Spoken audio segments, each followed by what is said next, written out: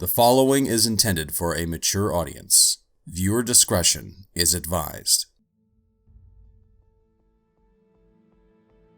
Previously on Digimon Protectors. In the previous chapter, Railius and Daemon meet atop a roof in Odaiba to discuss the morning's events. Railius was unable to stop Genai and encountered a human that was able to resist and destroy his clones in close combat.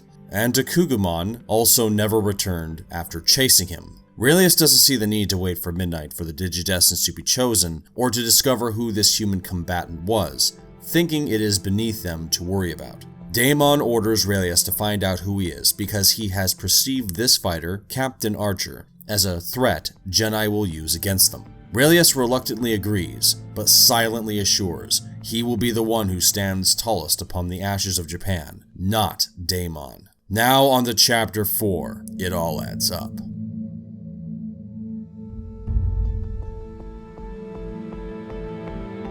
You would have thought in the world of instant communications, telephones, and fax machines, there would be this immediate mobilization of forces around the globe as you'd expect with something so urgent. With what I was transmitting, you'd think it would be Sunday following Saturday obvious, but you'd be astounded to find out that is never how it works. Nothing ever moves faster than human comprehension, especially when the rhythm of the anticipated is to be interrupted.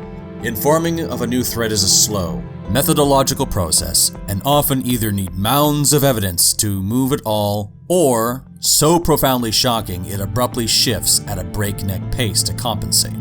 The world I lived in for over 5 years since I left the regular armed forces operated not like your typical expectations of dealing with threats. This isn't your typical emergency line calling the police in the case of a break-in or reporting a murder. Those responses where you can summon help are already allocated to deal with the mundane troubles of the population being the population. There is always an emergency to deal with. The threats the higher agencies like the FBI or MI6 deal with are engaging with foes of way more sophistication than your local crowbar expert. There are thousands of people crammed into cubicles and packed command rooms looking akin to the stock exchange on sell-off day, monitoring everything from other spy activity to conducting covert operations to countering terrorists looking to burn everything down. Multiple apparatuses are hard at work to watch and react to the actions and information provided by informants and field agents like myself. To simplify this down so you're not buried in jargon, I am what you call a special task field agent, assigned to the Special Activities Division in the CIA. My main function was to be what teams needed me to be in the wide-range field of a counter-terrorist specialist. I could do anything from conducting surveillance, counter-surveillance, infiltration, or combat operations, depending on what I was needed to do, on top of what I had to moonlight as, depending on staffing. My assignment until last night was the Intelligence Conference Attendee Attaché, advisor to the board and liaison officer to the Special Operations Group via Langley. Officially, I was here for the conference. I was a local, spoke the language perfectly, so it made sense to have me be there as a translator and advisor. Off the record, more accurately in case of a real emergency, had things gone far worse with Shirikyo after their nerve gas attack 3 months ago, we would have been tasked on tracking down all the Looney Tune characters. Nothing further than the bombings and gas attacks since that day in May, but the police were handling it fine enough. The cult had amassed millions of dollars, truckloads of weapons, and the last thing anyone needed was that ending up in the hands of the triads or Yakuza or worse. I had been monitoring the situation on and off, on top of future assignments as well, so I had some latitude to act on new threats.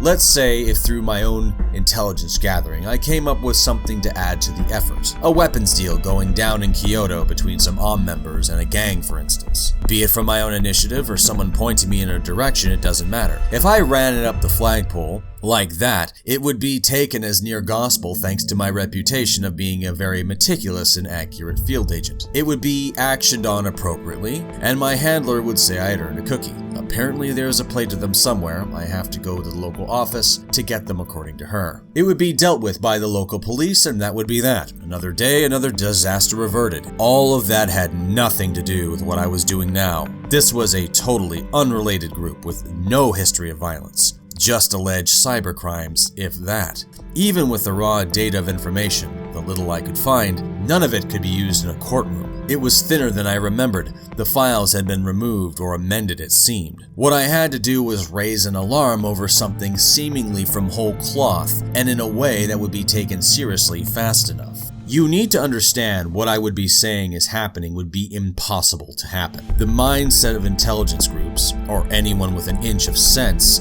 is there are predictable and perceivable threats. Lone wolf types like the Unabomber slip below the radar in rare cases, but realistically cause little damage save a few lives lost. Also, he was a single individual, easy to miss. The World Trade Center bombing, one of our largest failures to date, was done by a group of Saudi nationalists driving a fertilizer bomb into the basement of a big building. That attack took 3 men years to pull off, and despite how they got one over Uncle Sam, they still had movements that could be tracked. These guys were almost as covert as I was, and a few mishandlings by the FBI and CIA never talking to the former. Lesson learned. We will at least be looking for truck bombs from now on.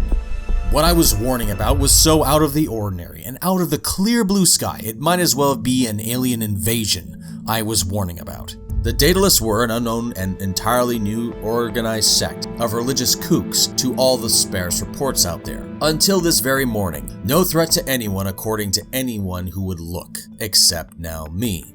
I'd be claiming this new organization was on the verge of the next mass murder attack in Japan in under 3 months from the last? While I was a credible source and I was known for my fieldwork, this would come across as being clairvoyant. I had no evidence to drop on a desk or be prepared to present to a room of suits in Langley or Washington. They were half a world away as well. I went through 3 smokes in a row, thinking on every step I had to get this ball rolling in a timely way. If I was going to even have a hope to stop this, I had to raise enough smoke on existing information and get the alarming messages into the right people's heads. This wasn't even mentioning the fact there were Digimon and these fallen agents running around, which no amount of emails would convince anyone. I had to leave that all out, so I got to work with what I had. Immediately, I began making phone calls, while trying to draw up as much information from my database as I possibly could at the same time. The rapidness of my fingers on the keyboard while waiting between transfers through various departments kept the gathering of data sounds going. I had out on my desk all my passwords and key phrases to bypass the checks to access the sensitive data when I had to. There were a few reports on the data list that were helpful. While the name came up to the cybersecurity division for all the wire fraud and breaking into mainframes, this was pretty tenuous at best for proof. Different countries were affected, there were no real-life names,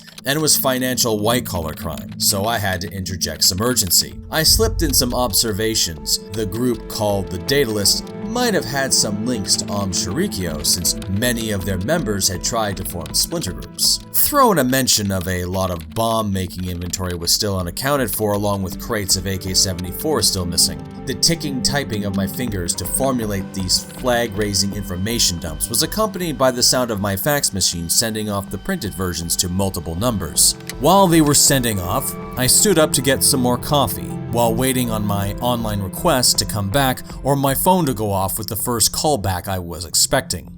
As people were now shouting into telephones somewhere in the world now aware of a possible attack because of me, I could afford a few minutes to get some more coffee. People were being mobilized, intel being collected, and the general feeling of a hornet's nest kicked swarming around the southern hemisphere for a fight that was to come. Far out of my hands and waiting for files to be downloaded through the phone, I came back to the front room to see what may as well have been my alien guest was doing. I stopped dead in my tracks at what I saw. In the middle of the room, Cyrusmon was there plain as day, but now was passing the time in his own way, practicing fighting forms. It looked like Tai Chi on speed, with more than enough strikes thrown in. Only the sound of rushing air around him heard as he moved. The blinds were shifting from feet away, himself creating a breeze in the room rivaling the AC. Kicks, flips in place, drawing of blades to strike out in a flash of black and steel, all happening in front of my couch. I watched for a few moments with my last sip of coffee swirling around in my cup, impressed at the very alien but understandable martial arts demonstration before me. He was using a lot of clawed hand slashes, to which I thought was strange until I remembered he had claws on his fingers. The digital creature came to a stop in the middle of a backward strike, seeing me nodding my head and golf clapping silently. "Is that how all you Digimon relax?" I have much on my mind, and I don't want an audience, Captain. I filled my coffee cup from Jedi's brew. The furry fighter watched every one of my moves with intense focus right back. Guess he didn't like telegraphing his moves either since I had watched him first. Well, you might as well not menace the drapes or scare the couch while you're at it. You got a room for that kind of stuff. Might be more your speed.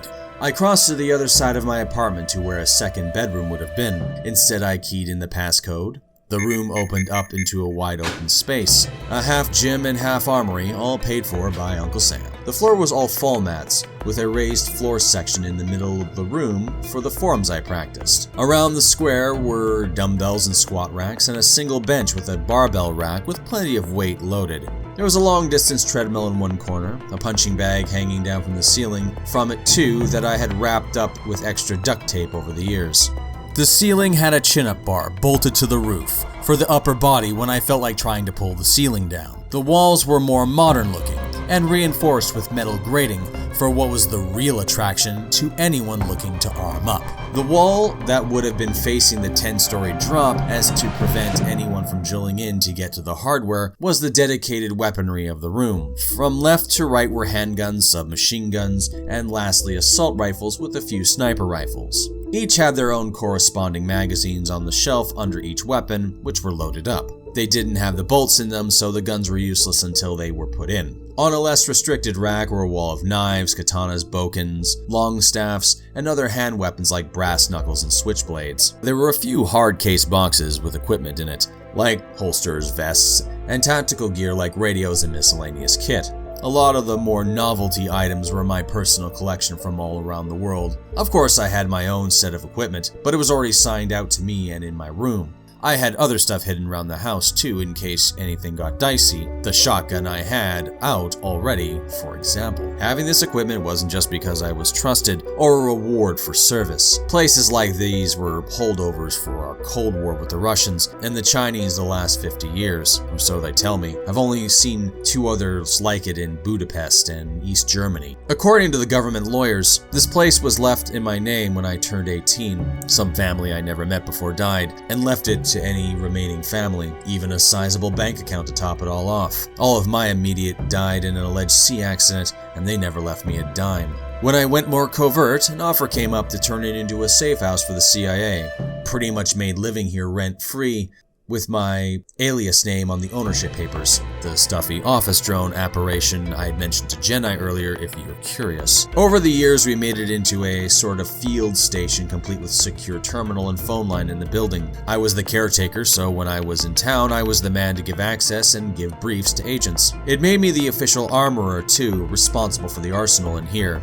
No matter what the movies tell you, these weapons had to be signed out and tracked, at least to us.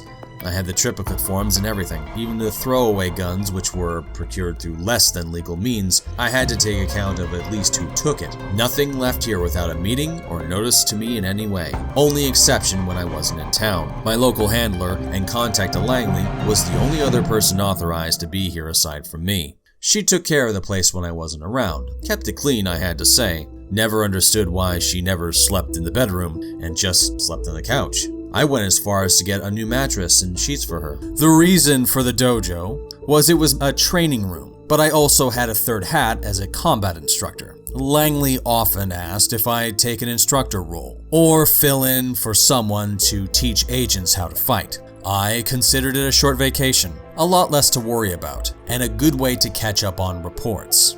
Even in the Special Forces, there is paperwork. It was lit by a few panel lights, but under one such light in the middle of the raised mats was a judo-based Wing Chun wooden dummy. It wasn't shaped like a person, as the name would imply. It was a single long trunk of polished wood with two dowels sticking out at one level, one in the middle and the last angled piece of wood out. They were supposed to represent attacking limbs to deflect. They were fun to mess around with, and really good for Counter-Strike's practice. A lot of deflections and parries I used last night came from the system. The dummy was a cherry oak color with no give, so I put a thin mat on the top section and middle. I had not put on my shoes, so I didn't have to worry about taking them off out of the respect to the room I usually followed. Cyrusmon followed in behind me. Looking around, he knew what this place was as well. A brief hint of a smile came up his muzzle even. All I know is war. All I've ever wanted to do is fight. Might as well be for something towards an end. And You better be good or you die. I ran my hand along the punching bag, pushing it away with my fingers. As it swung back, I drove a snapping punch into it. The thick hide crumpled, and the internal bags of sand buckled under the force, bending the entire bag in half for a split second. My mug didn't spill a drop, though. Strike first and strike once. Take the best of what your allies and your enemies do and use it to your advantage. Might not like Russians that much, but Krav Maga is useful. I ran a hand along the weapons along the wall as I walked around, hearing the echo of every crack of firing off from them. The melee weapons, the knives, tomahawks, and even the old katanas, and newer forged swords I collected, their distinct clangs and whacks upon impact. I know all my weapons as I understand my abilities. I know the intended purposes of all of them, strengths as well as their drawbacks. And those books that line your walls outside, what are they about fighting? Some are. I assume my enemies aren't stupid, or backward no matter where they are from. I've met many fanatics with university degrees, schooled in military colleges, and some are just streetwise geniuses. Thus I make sure my mind is as sharp as theirs can possibly be. I pushed off the wall and saw Cyrusmon looking around the room with curiosity, gravitating to the dummy on the mats. This is my life. It's what I'm good at, for better or worse. But I'll leave you to it since you don't like prying eyes any more than I do. Cyrusmon laid his hands on the woman dummy for the moment as I turned away to leave. Why do you not let people see you fight? Part of the job's not to let people see what I can do. Well, since you watched me, mind demonstrating how to use this? Fair play, after all. Wasn't exactly expecting to do anything in here, but since the phone had not gone off, why not? I wasn't so injured I couldn't show how this thing works. The dummy wasn't exactly common knowledge even to martial artists, and it certainly wasn't user-friendly in what to do with it. I put down my coffee mug on a narrow shelf and stepped up to the matting. Alright, oh well, I won't baby talk you through it. This is just for close-in strikes. Goal is to strike and block or avoid at the same time while moving or striking. I set up in front of the arms. Cyrusmon stood off with his arms crossed, watching me intently. And you'll only get 10 seconds since that's all I watched you for. My hands came up between the two dowels, fingers loosely flexing as I plotted my sequence of forms to do. Took a deep breath in, and then out, and began the movements with noticeable forms. Even with my fist connecting with the pad, my style allowed me to either have my forearm or elbow contacting one of the simulated wooden limbs. In my mind, shifting out of the way of a strike to come in and hit. I made sure to hit with palms, curled finger chops, or a direct flat strike to the pad. This thing was bolted to the floor so it could take the abuse I was giving it, making a horrible creaking racket the soundproof walls absorbed. When 10 seconds had passed, I scooted backward. It hissed through my teeth at the end as I rose out of my stance. The wolf jackal's expression was a fading fascination since I had stopped. A slight sheen on my forehead from even that 10 seconds I had thrown into it. Good for practicing counters up close. When the bipedal wolf creature moved in front of me, he mimicked my stance as I stepped aside. What happened next was nothing but a blur, and the loud 3-strike succession I only picked up in snapshots where he hit. A straight shot to the head, pad blocking 2 angles, a knee strike blocking 2 dowels at once, and ending using one hand to hold himself off the ground, a foot to block one limb, and the other landing right in the center that would have kicked the entire dummy off the floor if it wasn't bolted to the ground. The Digimon held that pose for a good 10 seconds before looking up at me. It doesn't hit back though. I again gave the golf clap to him as he came back to his feet. It was impressive. Good thing he was supposedly on my side. Let us test that.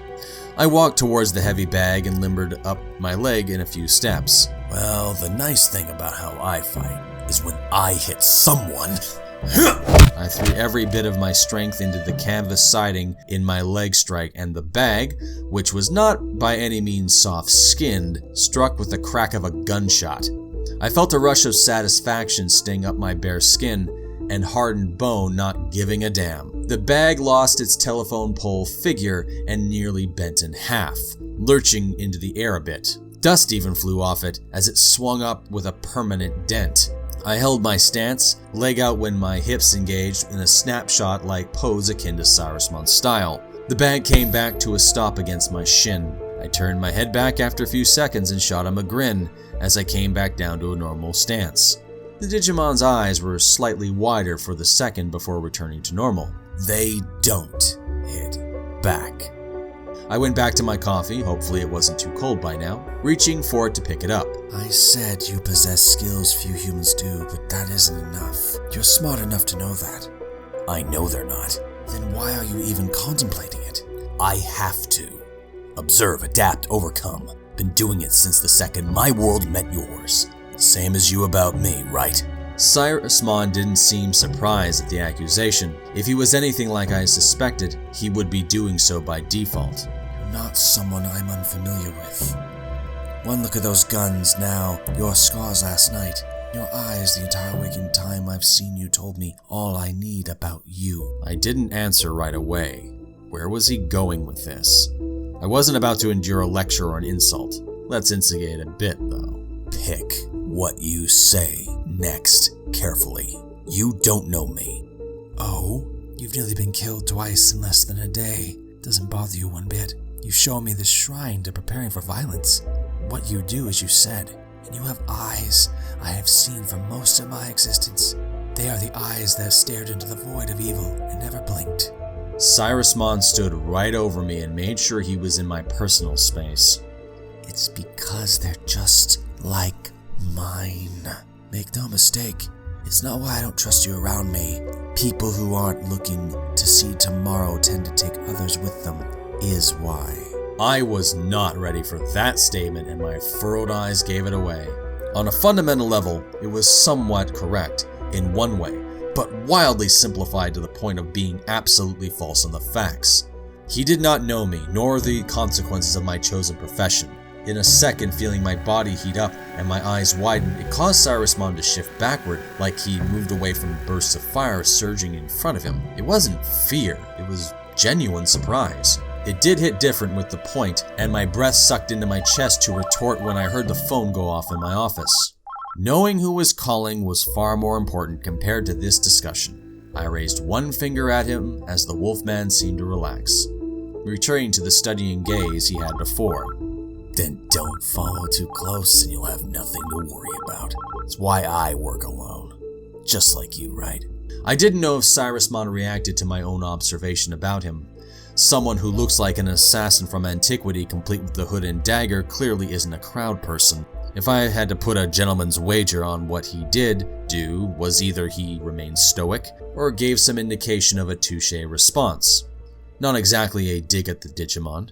We all had our reasons, and despite the accusation, which still had the tingling remnants of my almost outburst, I just let it go. I wouldn't like me much either.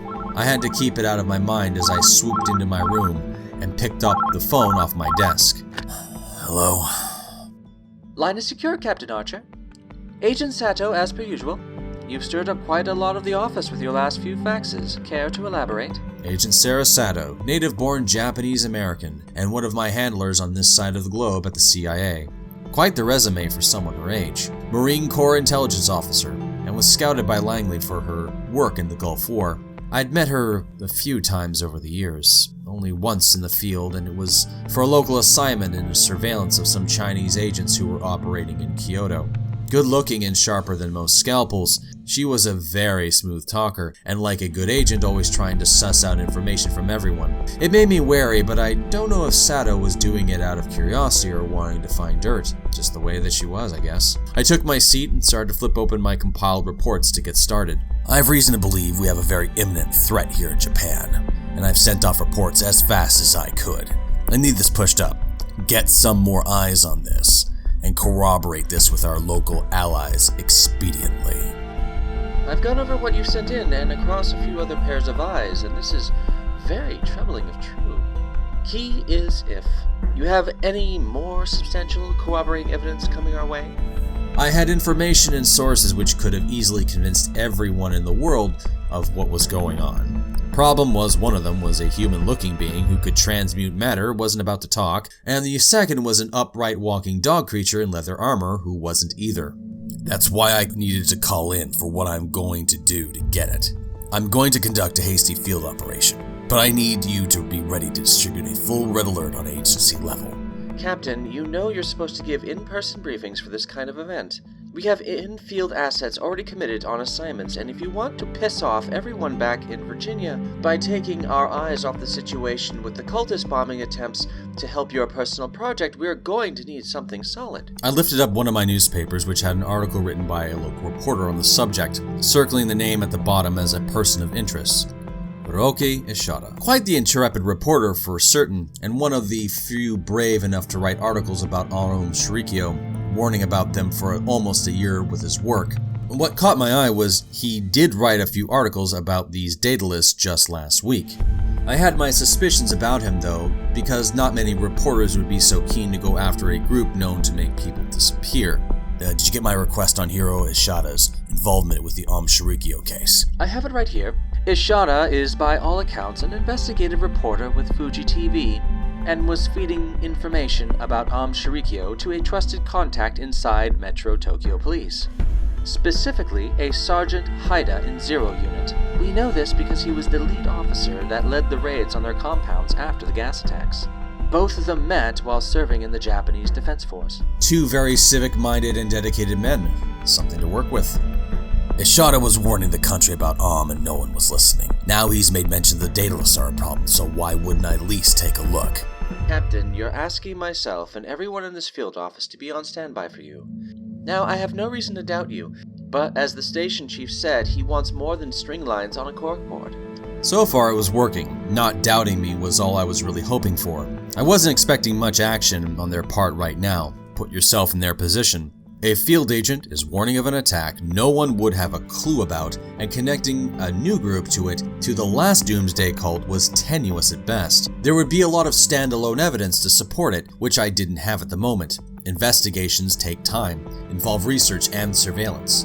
You need to have someone be skeptical just for the sake of being thorough. Wide-eyed speculation just leads to wasted time and lives if it gets out of hand. If I'm right, I'll have all the information to you in a few hours. I just need you in the office to be ready. There was a brief pause on the line, a distant tone in the background. I was on speaker.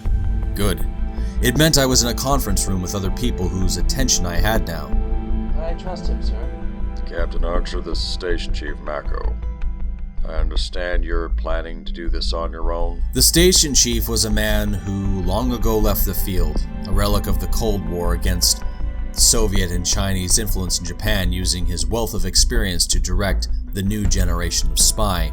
Couldn't blame him for being in a perpetual state of gruffness, since he was one of those Vietnam veterans who was probably in the Cambodian jungle far more than the Saigon Valley, if his reputation was anything to be confirmed. A military intelligence officer who got slated for a death due to injury or just too damn tired to crash through the bush, so to speak.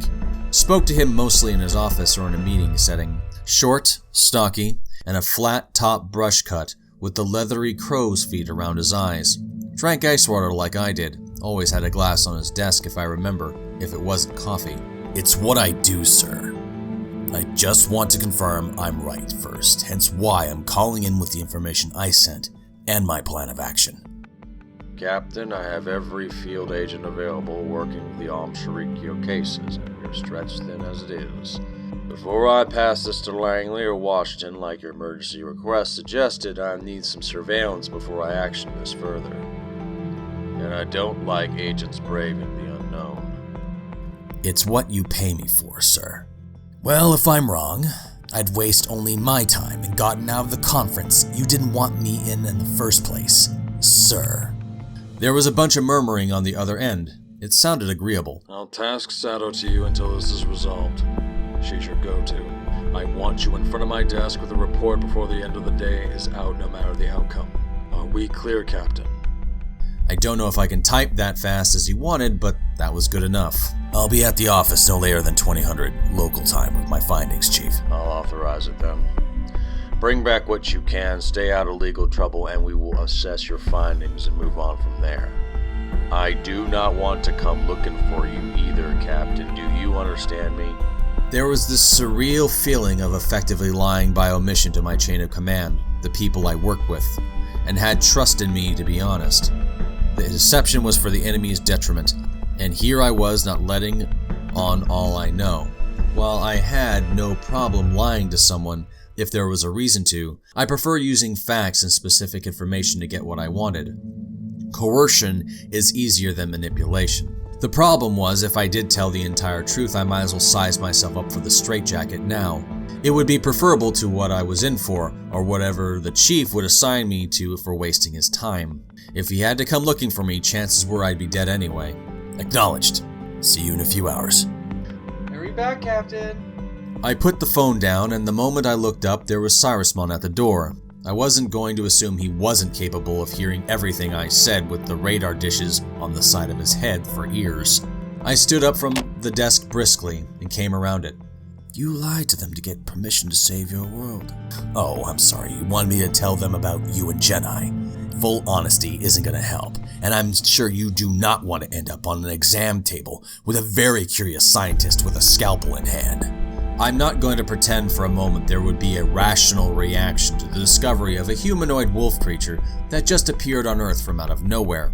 I wasn't unaffected by the prospect of another world existing, and creatures completely different from anything we saw in nature. Standing right there was something so alien to me, I could only just accept it, and losing my composure wouldn't help. Watch enough movies about first contact, and you'll get a rough idea of how things would go.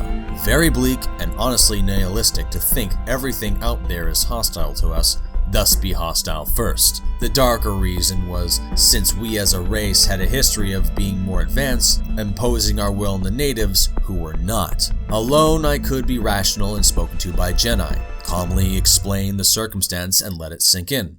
The Order Agent had done this and was correct in the approach. If he had tried it at the office, to a room of CIA agents, or heaven forbid a government building, it would have gone to pot in about 5 minutes. If they didn't drag him off as a lunatic for an evaluation, he did look human after all, he'd be arrested for certain. If Cyrusmon had shown up to the event, he might as well have invited the living autopsy he'd certainly get. They might have met me, except I'd be having them in cuffs and escorted back to Nevada and Area 51, if either were lucky. What does this Ishada person know that's so important? Ishada predicted the last cult's motives and actions. Everyone called him an alarmist at first, right up until transit riders were foaming at the mouth and their nervous system shot to pieces by sarin gas the cult had made. If anyone knows anything about the Daedalus, it's him. Lightest of leads, and it is a long shot. The impression I was getting, he knew a lot more about human culture and euphemisms than he was letting on. You don't sound confident of your chances at all, Captain. I came to a stop at the door of my room right next to him, my eyes shooting him a grim glance. You were there when I spoke about knowledge is just as important, right? Every word. So he can remain invisible for extended periods of time. That is utterly terrifying if I wasn't considered friendly. The reason I had to pry out permission wasn't that I didn't have the authority to do this. It's just an insurance policy, so they know what is going on, and they authorize to send someone else in case I don't report in or get killed. If Cyrusmon had any semblance of concern to my well-being, since it was his task, I saw a drop of it in the form of a shift upwards of his muzzle at my last word.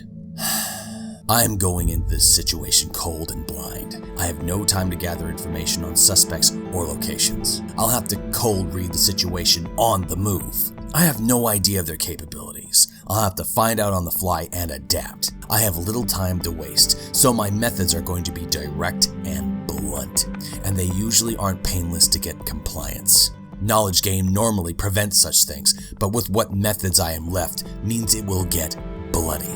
I am not looking forward to it. The Digimon didn't seem to like the situation. It certainly made two of us. Well, what are you going to do? One of two things I'm good at. Solve the problems others can't on short notice. This ends Chapter 4. Thank you for listening.